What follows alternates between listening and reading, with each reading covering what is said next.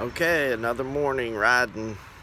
I'm gonna try to get in 20 miles before the rain comes. So I was thinking that maybe I should repeat myself why I'm doing this, because there might be some first-time people watching. My brother died last year of cancer, and I'm doing a long-distance bike ride from Sault Ste. Marie, Michigan to West Lafayette, Indiana. And I'm trying to raise money for cancer research, just raise awareness of what cancer does to families, and doing it for the V Foundation. And this is my training, because I'm going to do the ride in August, so I need to prepare. I've never done anything like this before, so it's going to be pretty intense, I believe, but I'm going to do my best, and today's another training day. All right, hope you enjoyed the ride. Yeah, the wind was pretty rough on those 2 miles heading south on Church Street. I'm basically doing the same route as yesterday, except in reverse, and I'm adding Martin Luther King Park to it so I can get up to 20. So here I am heading over there now. Here's a story about Neal, and I hope I get it right. I've heard it secondhand, and I believe Neal told me years ago. But he used to be general manager for Holiday Inn in Lafayette, Indiana, home of the Purdue Boilermakers. And he built up the group sales at the hotel by bringing in all the sports teams that came in to play Purdue. Well, he developed relationships with a lot of the head coaches, including at the time Archie Griffin, coach at Ohio State. Well, Ohio State and Michigan, big rivals.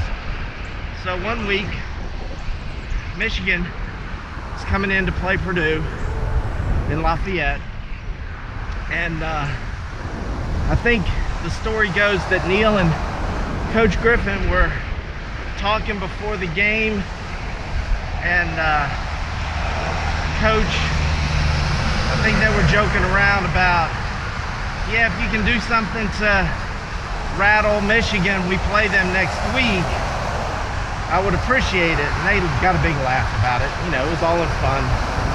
Well, the Friday night before the game, about 3 o'clock in the morning, the hotel fire alarms start going off, and all the players had to evacuate their rooms, and they're out 3 o'clock in the morning. They got a noon game the next day, and so Neal gets a phone call in the middle of the night from his night auditor, who says, "Hey, Mr. Eckerd, there's a man named Lloyd Carr standing here at the desk, and he wants to know what's going on." And of course, I guess Neal went down, they shut off the alarms, everything was fine. Well, the next day, they're talking about it on TV. I think Coach Griffin called Neal and said, "Yeah, I was just kidding. I didn't mean for you to do that." So I'm sure it was not done, you know, intentionally. But I think Purdue won that game, maybe, or maybe Michigan lost the next one. I don't know, but it was a funny story.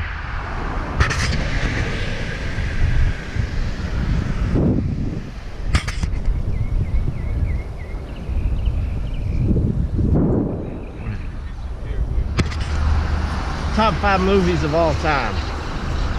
This will be quick.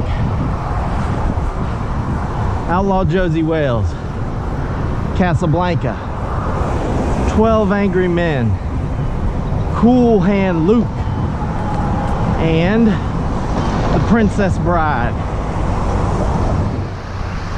5 solid choices.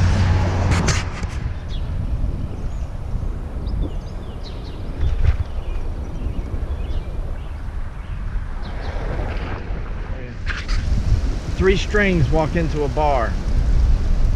See a sign behind the bar that says, "No strings allowed." First string goes up to the bar and orders a beer. Bartender looks at him and says, "Hey, get out of here. No strings allowed. Can't you read?" He goes back to his buddies. Second string goes up there. He orders a beer. Bartender says, "Hey, can't you read? No strings allowed. I told your buddy. Now you guys get out of here." Third string ducks down below the bar, twists, turns, pops up. He says, "Can I get a beer?" Bartender looks at him and says, "Hey, aren't you a string?" He says, "Nope, I'm afraid not." All right, so I got my 20 in. It was tough though, because the winds were 10, 15, 20 mile an hour gusts up to. So it was kind of brutal going anytime I was heading south. Yeah, south.